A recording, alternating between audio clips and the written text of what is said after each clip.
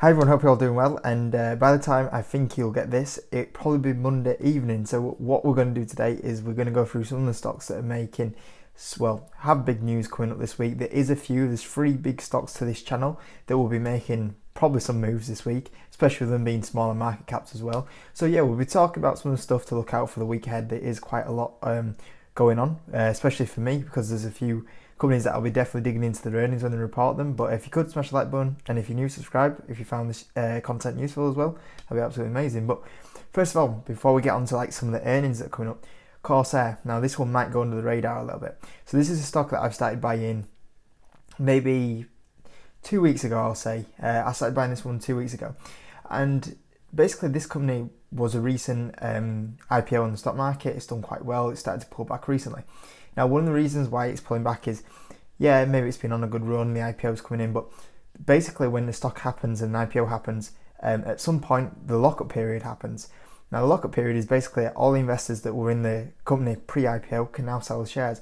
Now, what tends to happen is the stocks, when these things happen, so for example, if I was to go onto Pinterest, and we go when they IPO'd, it seems like a while ago now, but basically if you look at Pinterest, like they IPO'd, you had a bit of a rally, and then 9 months in, when you get the lockup period, when people inside the company can sell, basically they just start downtrending for the next few months.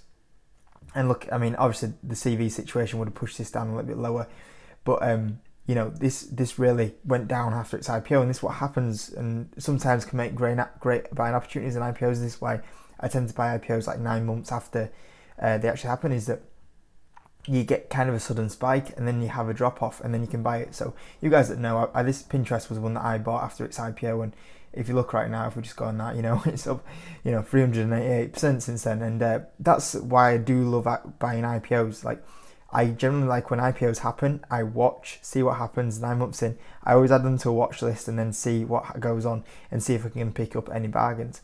And that was one IPO that I bought after it did its 9 months lockup period and made some really nice gains on. So yeah, that's basically what happens with lockup period. The funny thing is like it's not even the lockup period that really causes the stock to go down. It's like the fear of the lockup period. So you actually see it happening before the 9 months, and then actually when we do get to the 9 month period, that's normally about the bottom for a lot of these stocks. So just going back to Corsair, because their actual lockup period will be today, when insiders can sell shares. So we'll probably still have I said probably so many times there, but this probably will bottom out soonish, because that's what tends to happen. So you can see here we had the shoot up since the IPO, which was back in September, and you can see we're just starting to get, you know, a little bit of a downtrend. You know, this stock, if we even go back to that little spike up that it had in just before December time, it's actually 36% down off its highs, and since this little high here just in February time, you know, the stock's down 30%. And this is Corsair, is like, I'm looking at this one and it's very much reminded me of like a Pinterest back in the you know, like a year ago, 2 years ago, and that's what I'm starting to see. So this is one just to keep an eye on, and I'm probably going to actually do a full video on these guys in this week actually. So yeah, and I think especially when you look at the valuation now on Corsair, if I go on to Yahoo Finance, the company's trading at 17.40p, and yeah, I think that's insanely cheap for a company that's what is Corsair is actually doing right now. So that's one thing definitely to watch this week, is see how Corsair goes, because this lockup period is going to start kicking in, and insiders are going to start selling as well. So yeah, normally when we do get the lockup period, it can downtrend a little bit longer, but it's near where the bottom normally comes in. Like I say, we're already on a 30% dip on this one. But other things to look out for this week: earnings. Now, Monday is pretty dead. I mean, I say that, and you might actually have some companies in here, so sorry if I just offended someone about that, but to me it's pretty dead. Then we've got this big one, Huya. So Huya, well, I'm going to say right now, this one and Gang are the two in the US run that I'm definitely looking at. If we just go to see what Huya are looking to do. Now, these guys do have a history of reporting terrible earnings. We'll see how it exactly does go when it comes around to it. But I mean, it has been on a decent run. But at the moment, let's have a look at Q4. They're looking to do EPS 0.82 on the EPS front. So yeah, I mean, last time it was 1.05. So look, they think they're going to have a bit of a decrease, the analysts. So we'll see what happens there. And then on the sales front, it's looking like 3 billion in sales. So they're looking for about 20% growth there. So those are the numbers that we'll be looking out for on Huya. GameStop, I mean, we'll see what happens there. We've got BioNano. I know a few of you guys were interested in this one. Personally, I'm not. Adobe's one that I'll check, because if we actually go see what Adobe doing, this is actually one that's been attempted me like last kind of couple of few days. So if you look on Adobe, if we go to where the high is, can we find where the high is?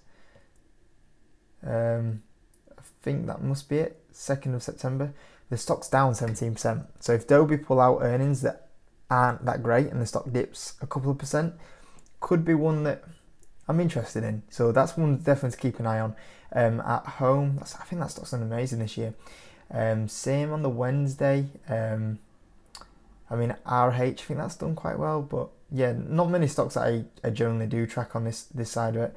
And then Momo, funny enough, this is one that I keep looking at, because I think this stock is, like, if I remember rightly, has just fallen off a cliff. Yeah, so I mean, this stock's down like 70%. So yeah, that's another one that is interesting me. But the thing is, I don't want too many Chinese companies. That's the only thing. But yeah, I'll see what goes on there, and if there's a bit of recovery starting to come in, because that stock has been hurt absolutely huge right now.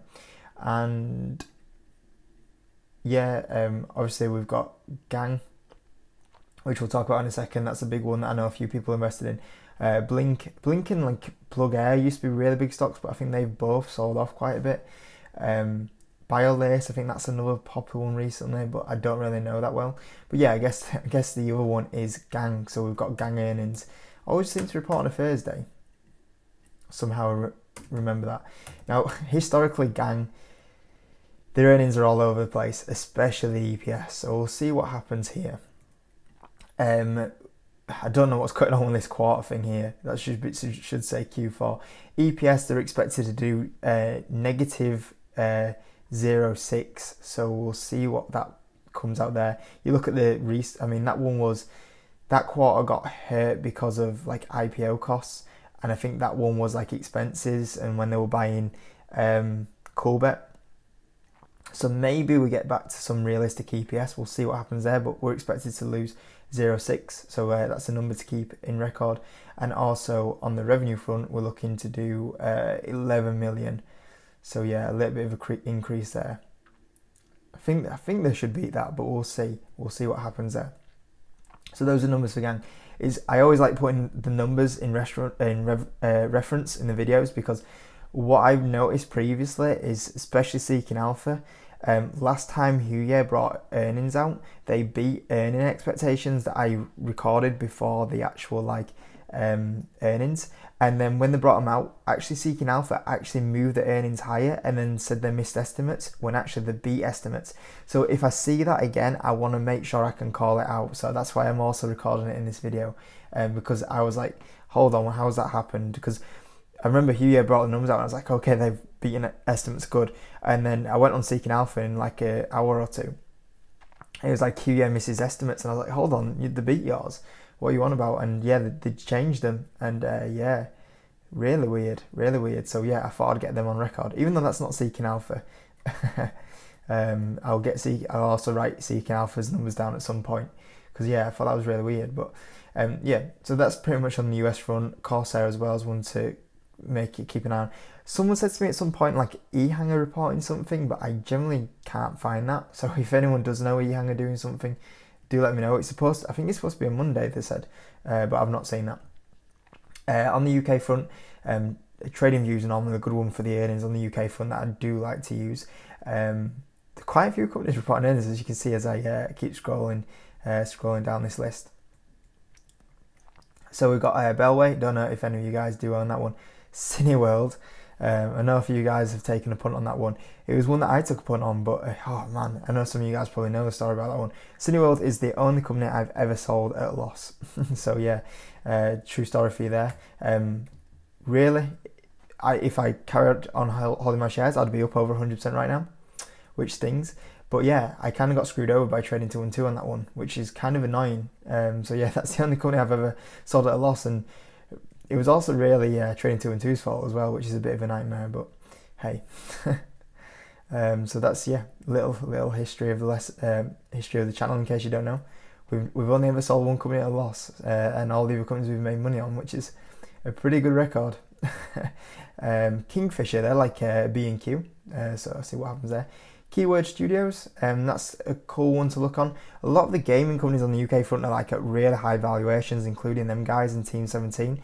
So yeah, it'd be interesting to see if they have a bit of a dip. So yes, I mean, some of you guys might have that one. I know it's quite a popular UK one at the moment. We have also got on the UK front, just seeing if there's any standout ones. Some of you guys probably see some of these like, I'm owning that one, and I'm like, I don't. A Softcat, maybe some of you guys on that one. I think I've heard that one a couple of times. There's the big one, S4 Capital. So the 25th they are reporting, which I believe is the Thursday. If I just click on there, it is, I'm on a different screen right now, so you won't be able to see this on the screen recording. Yep, it is the Thursday, so they probably bring them out like 7 a.m. on Thursday for you guys that in S4. Did a video yesterday on it. Smiths. Have we got any more big ones? 10 Entertainment, that's quite interesting because that's a very similar company to Hollywood Bowl, so if they have a bit of a dive, someone like shout at me.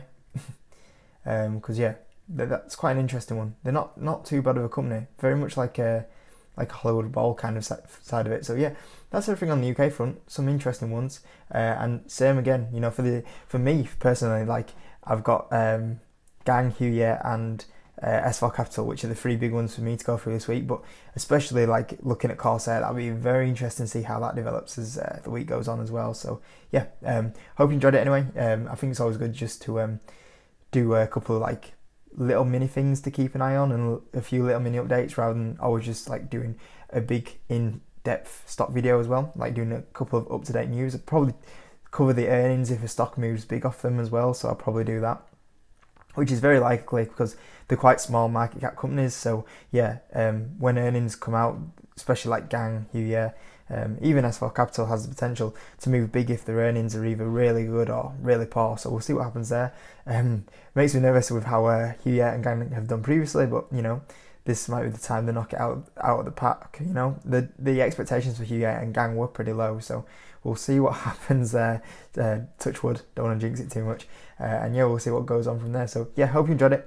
Always good, I think, to do some mini updates, and as well as that, I'll be honest with you, sometimes when you're doing YouTube videos, to do like a video every day, like the S4 Capital video that I did yesterday, takes about 6 hours to make. So to do a video every day while working a full-time job and putting the videos out is tricky if it's a 6-hour video with research. So yeah, sometimes it's good for me to do these as well and gives you guys a video every day. And I think it's also good to do some of these mini updates anyway. But I'm going to let you go, and yeah, we'll see what happens. Well, tomorrow, because that'll be the first big one really with Huye, and we'll see what goes on there. And yeah, Thursday we've got the double whammy. So yeah, if you could smash the like button, if you're new, subscribe as well, that would be absolutely amazing. If you do want to join my private stock market group, there's a link in the description to the Patreon. And if you do want a free share to buy some of these stocks, there's a link to a free trade account. Open up an account through there, you also get a free share as well.